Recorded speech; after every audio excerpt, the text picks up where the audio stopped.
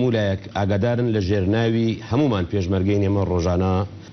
ئەو بەڕێزانە دەکەین کە خوێندنەوەی جۆریانەیە لەسەر ئەو پرۆسەی کە ئێستا لە عرادایەت لە ڕووی سەربازی و سیاسی و ئەمرۆیی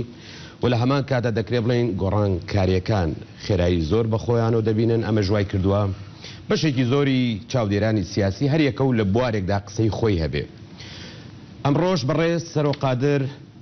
میوانی کەناڵی ئاسمانی زاگرۆزە هەوڵ دەدەین لە نزیکەوە ئەو پرسیارانەی لای ئێمە و لای ئێوەشەیە بە پێی توانە ڕوبەڕووی بکەینەوە. کاک سەرۆ گیان بەخێر بیت. زۆر سوپاس کاک لێر.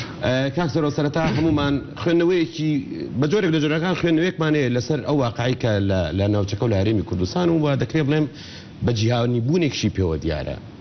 گومانی تێدا نییە ئەگەر دقیقەن لەسەر ئەرزی واقع ئەوەی کە دەبینین لە ڕووی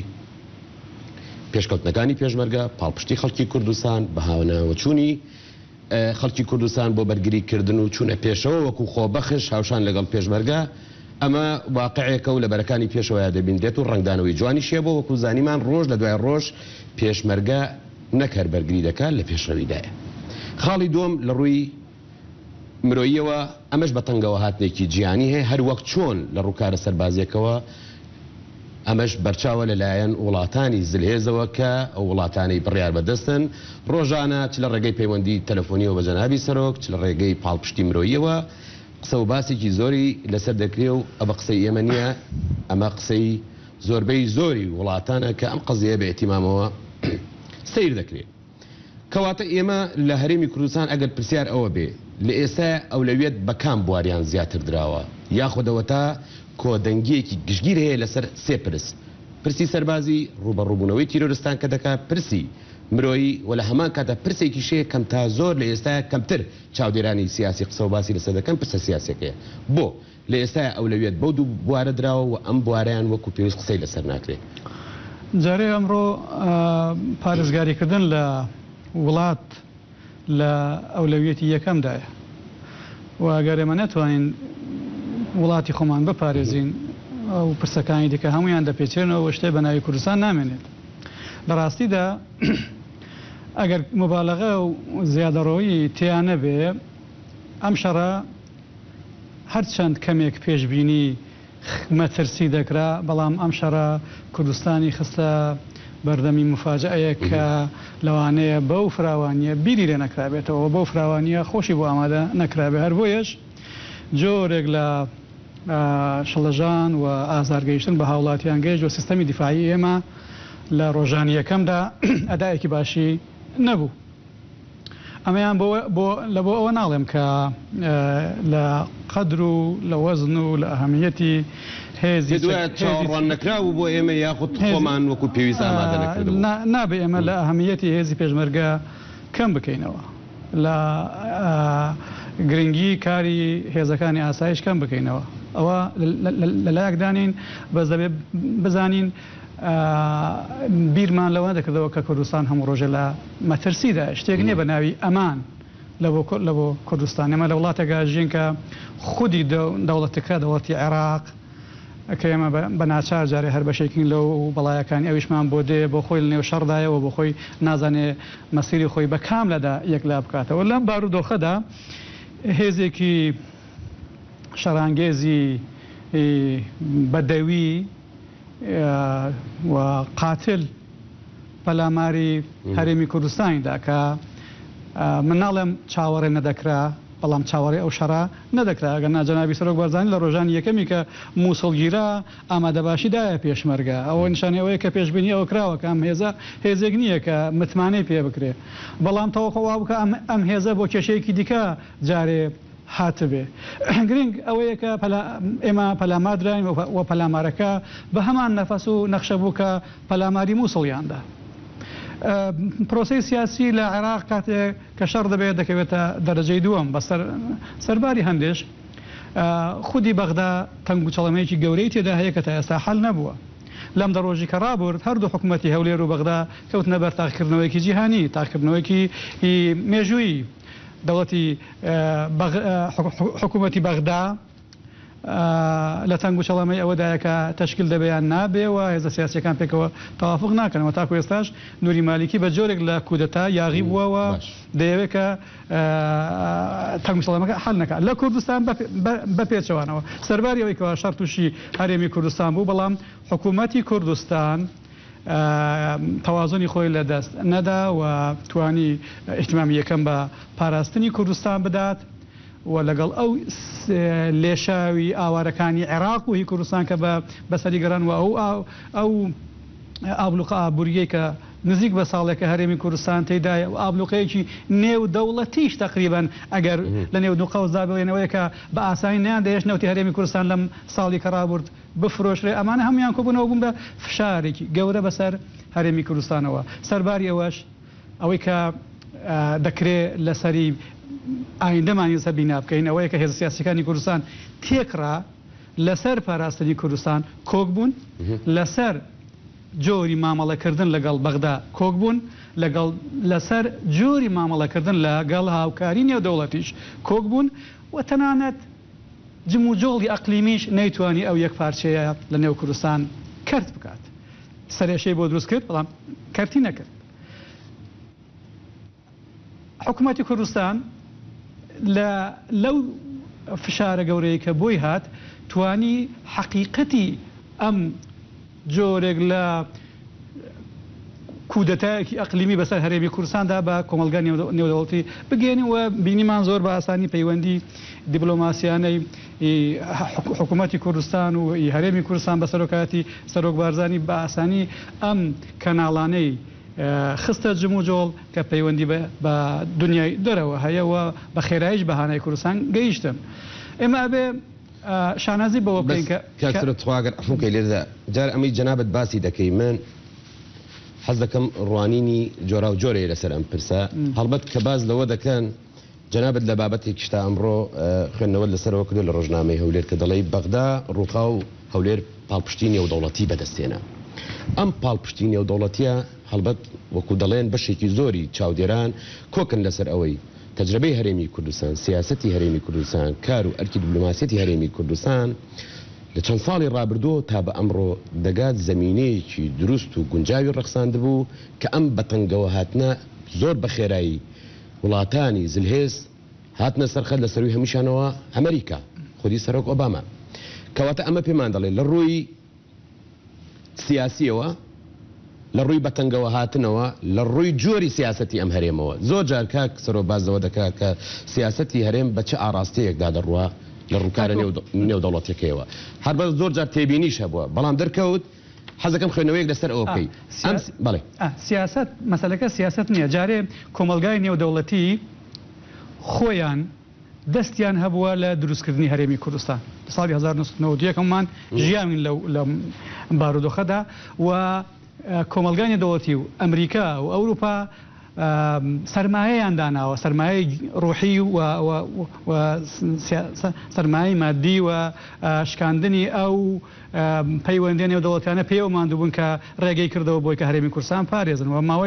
لە ماوەی 20 ساڵی ڕابردوو هەرێمی کوردستان هەرێمێکی نمونەیی بووە بۆچی هەرێمێکی نمونەیی بووە لە ناوچەیەکە کە داعشی لێ دروست دەبێ هەرێمێکی نمونەیی بووە لە ناوچەیەکە کە دیکتاتۆرەکان میلەتانی خۆیان دەوروبەریش دەخۆن لە کوردستانە سەرباری ئەو هەموو ئابلوقە و هەموو بێدەسەڵاتی و ئەو هەموو قەید و بەندی یاساکانی نێودەوڵەتی کە لەسەر کوردستان هەیە حکوومەتێک دروست بووە کە لە کردەوەدا وەکو دەوڵەت وایە لە ناوخۆیدا و کوردستان وەکو تاوس وایە سەرزەمینێکە ژمارەیەکی یەکجا زۆری دین و پێکاتە نەتەوەیەکانی ناوچەکە لە کوردستان کۆبوونەوە سەرزەمینی تەسامح و لێبوردەیە تەمان لێبوردەیی بەمانای تەسامح من گەرەکمە هەر بۆیە شەر ئەوانش بکە باراک ئۆباما ئیشارەتی پێدا گوتی ئەم سەرزەمینە وەزیفەی ئێمەیە کە دەبێت بیپارێزین ئەم قسەی من لە مثلا من ئەوم لەوە کرد کاکسەر توعفم کە زۆر جار تەرکیزەکە یاخود هەندێک کەس وا باز دەکات تەنها ئەمە بەرژەوەندی ئەو وڵاتانەیە کە وای کردووە ڕەنگە ئەمە بەشێکی بێ ئەمە خاڵێک لە خاڵەکان بێ بەڵام ئەمانی کە جەنابیشت باسی دەکەی کۆمانە نمونەیەکی زیندوون سیستم ئەساساً سیستەمی ئێمە و بیرۆڕا و قەناعەتی ئیجتیماعی دروستبوونی دەوڵەت لە کوردستان ئەوەیە کە ئەم نیشتیمانەی هەمووانە ئەم نیشتیمانە ناوی کوردستان بەڵام هەموو پێکاتەکانە کە لە یاساکانی هەرێمی کوردستانە جیان لە بۆ کراوەتەوە بەکردەوەش لە 20 ساڵی ئەخیر هەوڵ درراوە کە هەموو پێکاتەکان لە بەڕێوەبردننی وڵاتەکەدا بەشدار بن و لە پاراستنی خۆیان و بژانەوە و گەشەپێدانی خۆشیاندا بەشدار بن کەم و کوریمان هەیە هەمانە ئەمە بۆ دنیا بۆ ئەوروپا و بۆ ئەمریکا کەم نییە چونکە ئەوان زۆر بە ڕۆژهڵاتی ناوەڕاست و بە ڕۆژهڵاتەوە ماندوون کە تەنانەت دەوڵەتان یەکتر قبول بکەن چ جای ئەوەی کە ناو دەوڵەتێکا پێکاتەکان حەقیان هەبێن یان یەکتر قبول بکەن هەر ئەوەشە کە بە حەق ناو لە کوردستان راوە سەرزەمینێکە کە نمونەیەکی باش بۆ ڕۆژهڵاتی ناوەڕاست پێشکەشەکە کە سەرنجام هەموو لایەک دەتوان لێی فێر بن بێ بە پێشینەیەکی باش هەڵبەت سیاسەتی ئەوەی کە تۆ ئیشارە سیاسەتی هەرێمی کوردستان سیاسەتی ینی استراتیژەتی هەرێمی کوردستان دایمەن ئەوە بۆ کە ئەم وڵاتە ئەبێ بە شارایەکی دیموکراتیدا تێپەڕێەوە سەرنجام ئێمە کۆمەلگایەکی دیموکرات دروست بکەین کۆمەلگایەکی فرەییش بێ فرەیی نەکە بەمانای سیاسی فرەیی بەمانای ئەوەی کە پێکاتەکانیش بە حەجمی خۆیان مافیان پارێزراو بێ وە کیانێکی هێمن بێ لە ڕۆژهەڵاتی ناوەڕاستە کە ئازار بە کەس نەگەێنێ لەگەڵەوەی کە دەبێت قودرەتی دیفاعکردن لە خۆشی هەبێ ئەمانە هەموویان بە هەبوونی کەم و کوڕیشەوە مەسیری خۆیان خوار نەکردەوە لە 20 ساڵی ڕابردوودا دنیا شاهدی بۆ ئەوەدا ئەوانە ئەلفوبێن کە ئێمە دایانڵێنەوە ئەدی خۆمان چ دەکەین کاک دلێر ئەوەی کە گرنگە دەبێ هەرێمی کوردستان لەم کارە ساتە ئێستا بەسەری هاتووە بە حکوومەت و بە میلەتەوە فێر بین وان فێربوونا دوای کە ئەم باهۆزی بەڵایە کۆتایی پێدێ جارێکی دیکە دەبێ ئێمە سیستەمی خۆمان پێدا بچینەوە پێداچوونەوە بە زوتنەوەی سیاسی کە ئەم کردبوون و ئەم جۆری مامەڵەی لاباڵە سیاسەکانی کوردستان لەگەڵ یەکتری لە ناخەوە میلەتی ئەمێ لاواز کردووە وای کردووە کە بەرژەوەندی حەزی بەسەر بەرژەوەندی نیشتیمانیدا زاڵ بێ ئێمە ئێستا بە فەزلی هەبووین تەکنۆلۆژیای گەیاندن جاریوە هەیە ئەبینین لە ئەنگرانی حەزبێک کە شەڕ لایەکی ترە لایەک تقریباً خۆشحاڵە لایەکەی تریش لە شەڕ و مردندایە ناڵێم ئەمە استراتیژەتی سەراسەریە و ئێمە پارچە پارچەین بەڵام ئەمە خۆی لە کاتی بەرەنگاربوونەوەی کوردستاندا بەرامبەر بە هێزەکانی داعش تەسیری هەبووە ئەوەی کە گرنگە سەر ئێمە ئەبێ بیر لەوە بکەینەوە کە جارێکی تر پەلامارە درێنەوە دوو جاری تر و چەند جارێتر جەمە پەلامارە درێنەوە ئەمە لەمە منطقەیەکین کە کولتورێکی تێدا هەیە ئەم کولتورە بەردەوام خەریکی بەرهەمهێنانی نمونەی وەکو سەدام و داعش و ئەگەر بگەڕێنەوە لە بۆ تاریخ کە دەبێ بگەڕێنەوە و نیشانی نەوەکانی خۆشمانی بدەین کە بیناسن ئێمە ئەبێ بەڕاستی ئەبێ بترسین ترس نەبەمانای ئەوەی کە تەسیرمان تێ بکە لاواز بین ئەبێ دائیمەن بەگومانەوە تەماشای دەوروبەرمان بکەین کە جارێ ئەوان ئامادەی ژیان بۆ خۆیان نین و ژیان بە ئێمەش ڕەوا نابینن نابێ لەو بیرکردنەوەدا بینە سەر نەژاد پەرستی و سەر عنسوریە سەر ڕاسیزمی نا بەڵام ئەبێ بزانین کولتورێک هەیە شەڕانگێزە شەڕکەرە داگیرکەرە ئایدۆلۆژیایەکی دینی هەیە کە هەموو ڕۆژێ ڕەنگە گۆڕێ هەموو ڕۆژێ لافیتە گۆڕێ بەڵام ئەوەی کە سابتە وەکو هەمیشە شەڕ دەکا داگیر دەکا ئەنفال دەکا و ئاساری ژیان ناهێڵێ ئێمە کە ئەمانەوێ بژین دەبێت سیستەمێکمان هەبێ تەنیا پشتی بە کۆمەلگای نێودەوڵەتی قایم نەبێ کۆمەلگای ئێمە بووینە بەشێک لە کۆمەلگای زیندوی نێودەوڵەتی زۆر ڕاستە جێی شانازیە کە ئێمە متمانمان پێ دەکرێت کورد و کوردستان بەڵێ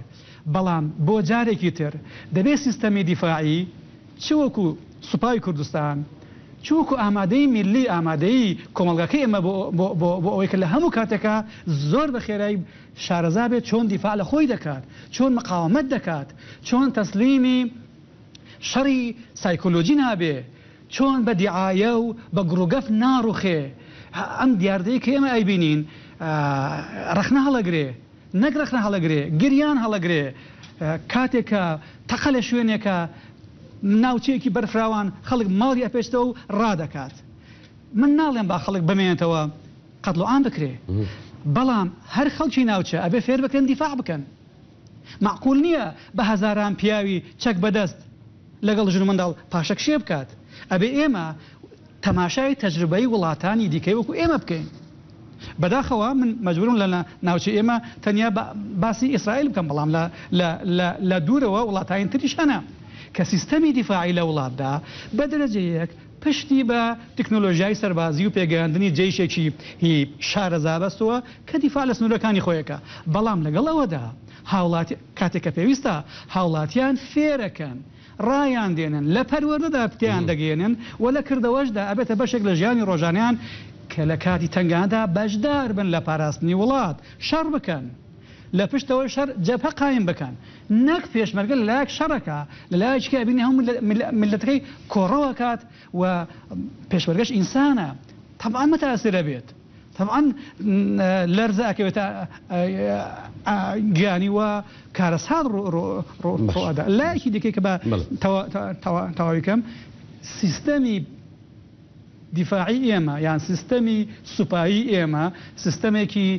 پڕ لە کەم و کوڕی بووە، هەر بۆیەش لە کاتی تنگانەدا ئەو ئینسجام و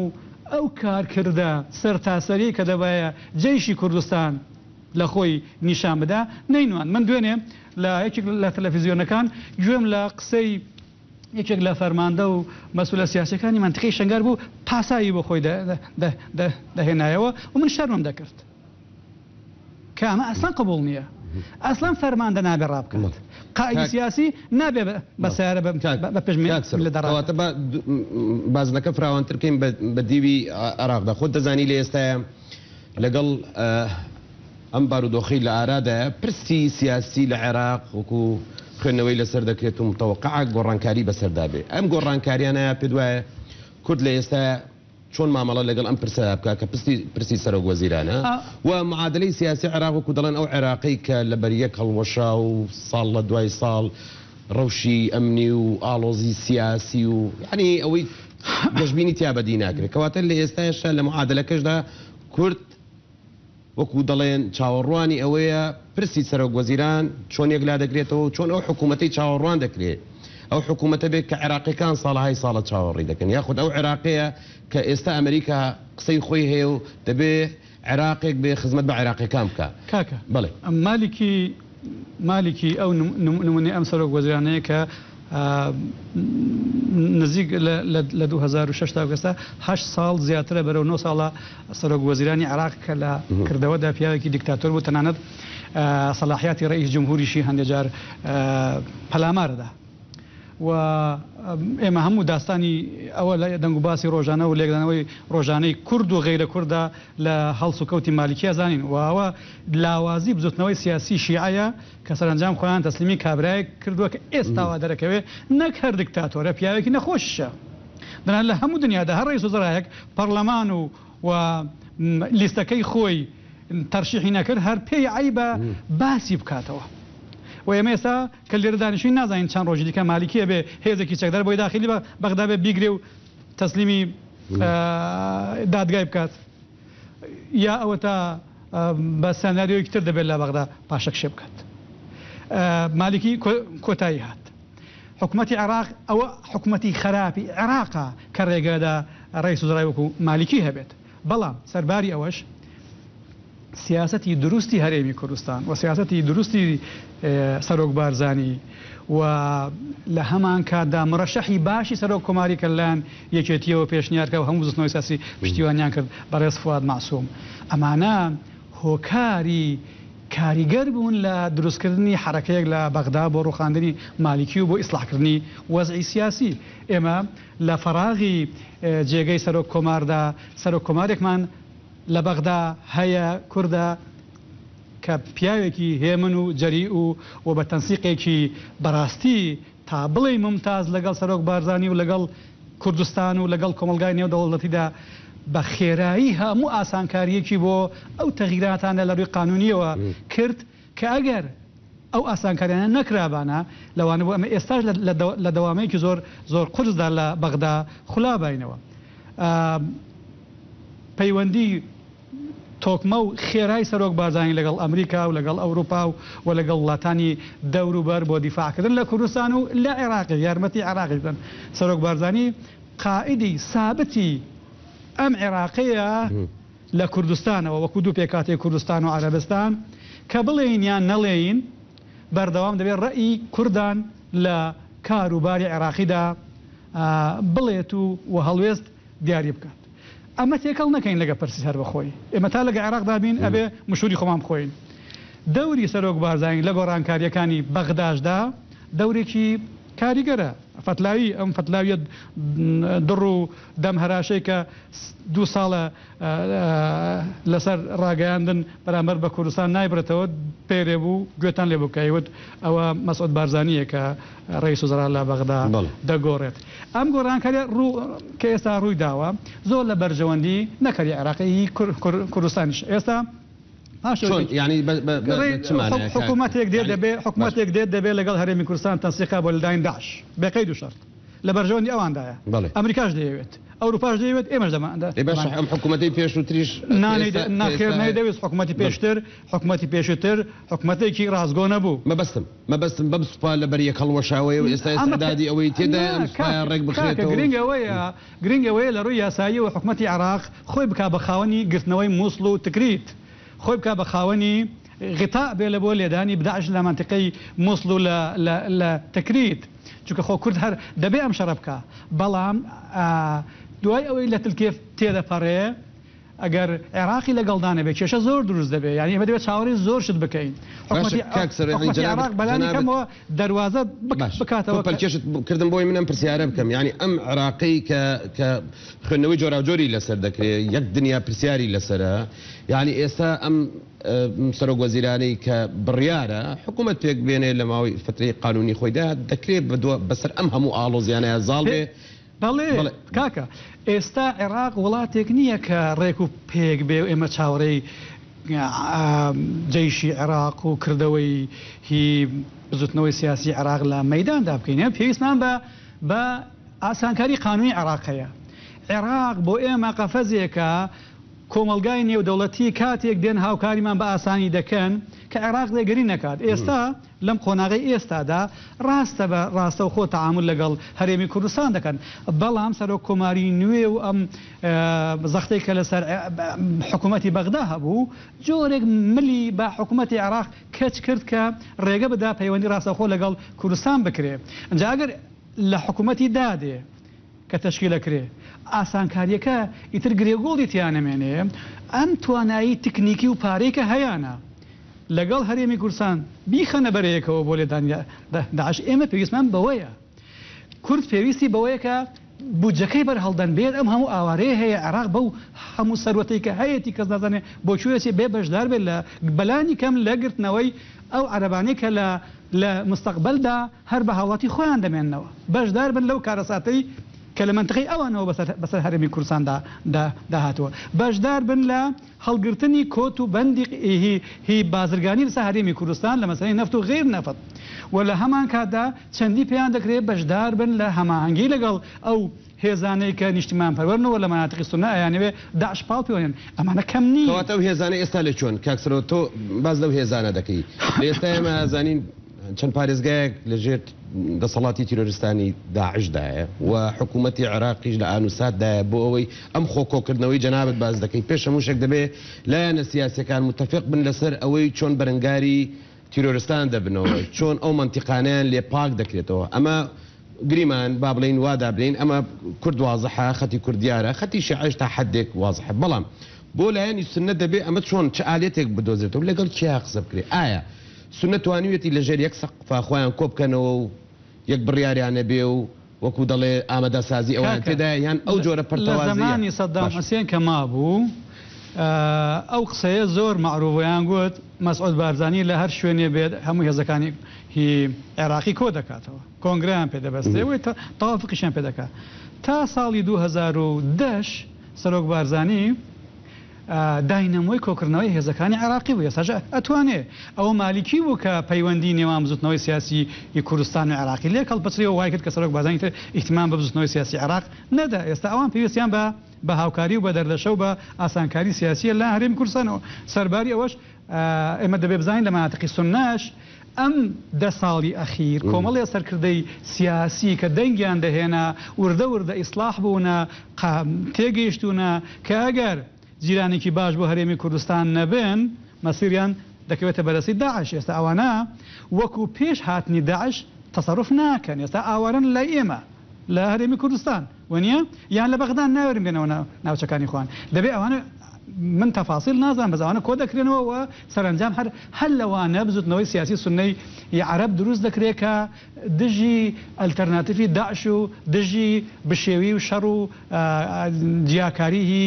مالیکینە ئەمانە ئەگەر بێن لەسەر مێزی گفتوگۆ دانیشتن زۆر بە ئاسانی ئەتوانین لەسەر قۆناغی نوێ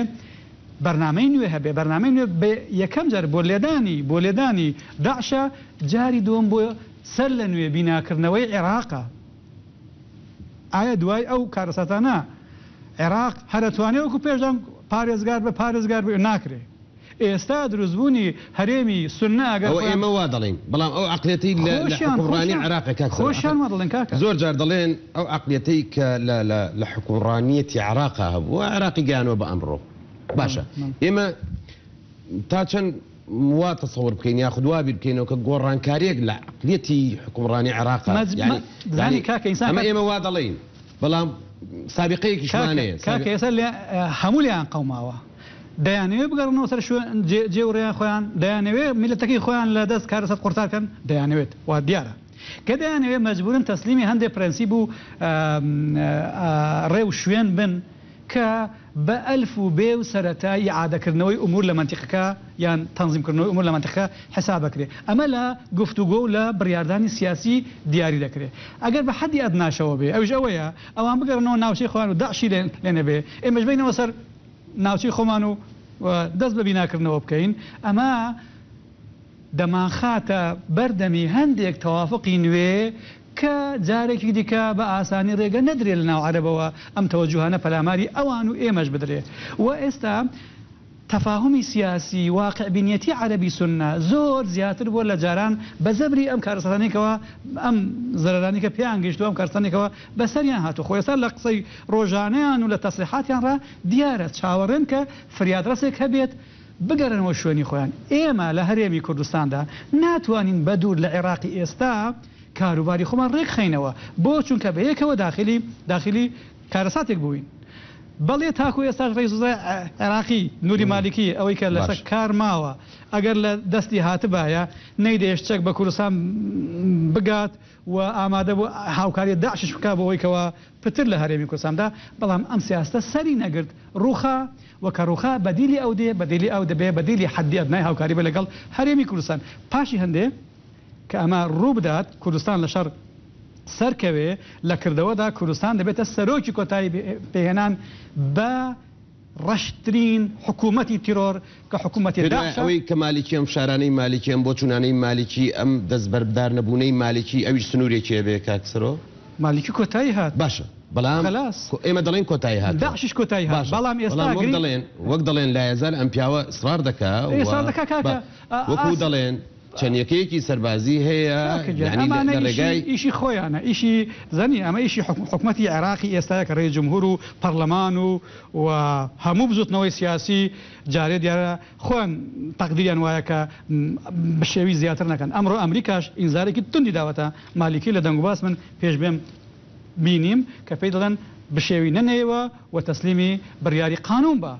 ئەم ئینزارانە و دوێنێ حەزبی داوە خۆی بەیانێکی بڵاو کردەوە دیسان مالیکی لە ئەم شتانە لەو کردوانەیە کە دەیکات محکوم کرد کەواتە ئێستا ماوەتەوە کە ئەگەر تەسلیم نەبێ بە زەبرێکی عسکری چێڵێ ئەم جێشی کە لە بەردەستیدا هەر بە قسەیەکەن جێیش ئەبێ هەموو نیداعات بۆ جێشی بەردەستی مالیکی ئەوەیە کە لە نیشتمان پەروەر بن ئەمە لایەکی دیکەوەیە کە کەواتە با بڵێن کورد ئێستا کات بینە سەر ئەوەی کە ئەو کاتێ بەدەستەوە ماوە کورد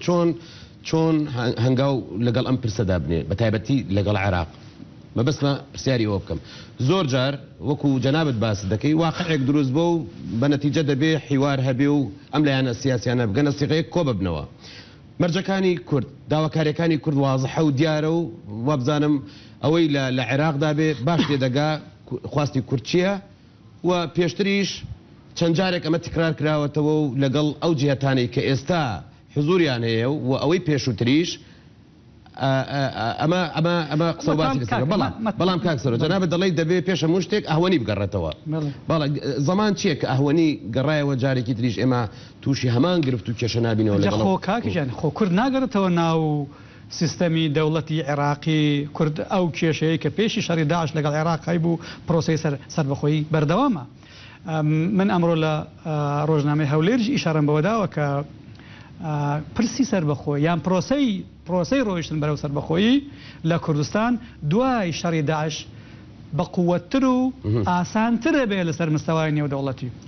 ئەگەر پێشی شەڕی داعش سەرۆکبەردانی کاتێک کە دەگوی ئێمە تاکەی لەو جەحیمەدا بمێنینەوە لەو دۆزەخەدا بمێنینەوە حەقمانە کە دەرچین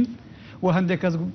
لە دەرەوە گوتبان کێ دڵی عێراق جەحیمە ئێستا خۆیان هاوکاریمانەکەن کە لەو جەحیمە نەسووتین و هاوڵاتیانمان دەرباز بن پارە سەرفەکەن بەوەی کە قوربانیەکانی هەرێمی کوردستان بەدەست تیرۆری داعشەوە کە زۆر لە تالیبان دڕتر و تاری گەندیشترە قورتاریان بێ و کوردستان بپارێزرێ خۆیان ناچار بوون بە شانازیەوە بازەکەن هاتن بە سوپا و بە هێزی ئاسمانی بەشدار بوون لە پاراستنی شارە گەورەکانی کوردستان و بە تایبەتی لە شاری هەولێر کەواتە پرۆسەی سەربەخۆیی دوای کۆتایی پێهێنانی داعش پرۆسەیەکی ئاسان فەهمتر دەبێ و ئەو کات ئەبینین لەسەر مستەوای نێودەوڵەتی چه هاوکاری و یاری نوێی مؤثر بۆ سەربەخۆی کوردستان دروستە بن حکومەتی عێراقش ناتوانێت دوای شەڕی داعش و دەستەوەستانی خۆی و خراپکاریەکانی مالیکی چیتر لە میلەتی کورد بڵێ ئێوە دەبێت لە عێراقدا بمێننەوە ئەنجا ئەمانە بۆ سەرکرداتی سیاسی دەمێننەوە ئێمە پرۆسەی فرۆشتنی نەوت براوەتەوە دەبێ عێراق تەسلیمی بێت ئەوەی کە سەرۆک بازرگانی دەگوت گەڕانەوە بۆ پێش دەی حوزەیران نییە یعنی مناتقی ناوچەکانی کۆن دابڕا و کۆتایی هات ئەبێ تەسبیت بکرێ نەوت قسەی لەسەر ناکرێ ئەنجا دەمێنێتەوە بودجە و دەمێنێتەوە هەندێشتی دیکە کە من تەفاسیلی حکوومەتە ئێمە نیێستا لەم بەرنامە باسکەین حکوومەتی ئێمە و سەرکردایەتی سیاسی ئێمەزانن مەتالیبی تری چۆن دەخەنە ناو چۆن پەیمانێک لە بینی ئێمە و عێراقدا هەبێت پەیمانی پاراستن و ئاگالێکبوونی مشتەرەک لە کاتی کە هەڕەشە دروست دەبێ چۆن تەزمینی ئەوە بکەین لە هەر خلافێکدا عێراق پەنا بۆ شەڕ نەبا لەگەڵ ئێمە ئێستا بوار بۆ هەموو ئەوانە کراوەتەوە چونکە ئێستا هەموو شتێک لێکترازاوە هێزی بە قووەت کوردەکە ناوچەکە دەپارێزێ و کوردەکە لەسەر مێزەکە هەمووان کۆ دەکاتەوە بە هاوکاری ئەمریکا و کۆمەلگای نێودەوڵەتی و ئەوروپا کە جارێکی دیکە ئەم عێراقا و کوردستان ئارام بگرنەوە تەسبیت بن و تەسبیت بوون و دانانی نەخشەی دواڕۆژ دەبێن بە نوعێک بێت کە کێشەکانی ڕابردووی حەل کرد بێ و هیچ گرەیەک بۆ ئایندە نەهێڵێتەوە یعنی ئێستا شەڕی داعش لە دژی کوردستان و لە دژی عێراق وای کرد هەموو ئەو خلافانێک کە لە بینی کورد لە بینی عێراق هەیە و ئەوەی کە کورد دەیگوت و ئێستا دنیا هەموو ئەڵێن کورد ڕاستە لە دوای کۆتایی هاتنی شەڕ بە ئاسانی دەبنە بنچینە و دەبنە بنەما بۆ ئەو ئیتیفاقی کە ئێمە لەسەری ئستقارەکەین لەسەری ئارامەگرین و لەوێوەیە کە پێم وایە ئاوادانکردنەوەی کوردستان سەر لە نوێ سیستەمی خۆمان ڕێکخینەوە سیستەمی دیفاعێکی بە قووەت دروست بکرێ و ئەنجا ئەو کات پرۆسەی سەربەخۆیی کاری سەرکردایەتی سیاسیەکە پێم وایە لە دنیاش زۆر بە ئاسانی هاوکاری دەکرێت بەڕێز سەرۆقادر چاودێری سیاسی بەخێربێی کە ڕاستەوخۆ لە زاگرۆز لەگەڵمان بووی هیوای سەرکەوتنە بۆ خۆ زۆر سوپاس بۆ خۆشەویستان تا دیدار و بەیەک گەیشتنەوە شادی و کامەرانی بۆ هەموو لایەک داوات